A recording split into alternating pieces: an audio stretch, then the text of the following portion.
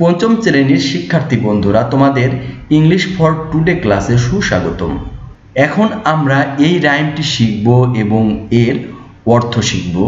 আমরা যদি এই রাইমটি শিখতে পারি তাহলে আমরা সময় সম্পর্কে খুব সুন্দর একটা ধারণা পাব। There are 60 seconds in a minute. 60 second আছে এক মিনিটে। There are 60 minutes in an hour.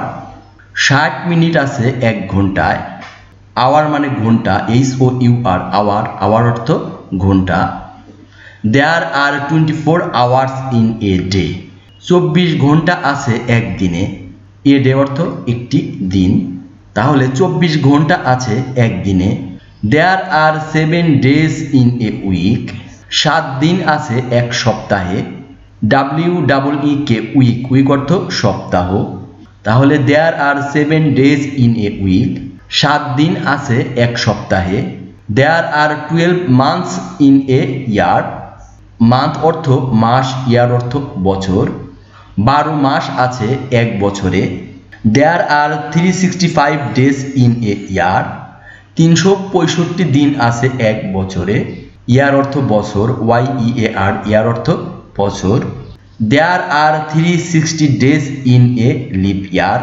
366 দিন আছে অধিবর্ষে, অর্থাৎ 4 বছর পর পর 365 দিনে বছর না হয়ে 366 দিনে বছর হয়, এবং যে বছরটি 366 দিনে হয় সেই বছরটিকে বলে লিপ ইয়ার, বাংলায় বলে অধিবর্ষ। পেয়ার ওয়ার্ক, জোড়ায় কাজ। পেয়ার অর্থ জোড়া, ওয়ার্ক অর্থ কাজ। পেয়ার ওয়ার্ক, জোড়ায় কাজ।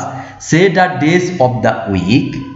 সপ্তাহের দিনগুলো বলো। এখানে এক সপ্তাহে যে 7টি দিন আছে সেগুলো একে একে দেওয়া আছে।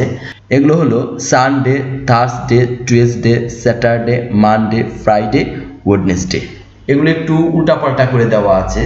সানডে অর্থ রবিবার, থার্সডে অর্থ বৃহস্পতিবার, টুয়েসডে অর্থ মঙ্গলবার, স্যাটারডে অর্থ শনিবার, মানডে অর্থ সোমবার, ফ্রাইডে অর্থ শুক্রবার, ওয়েডনেসডে অর্থ বুধবার।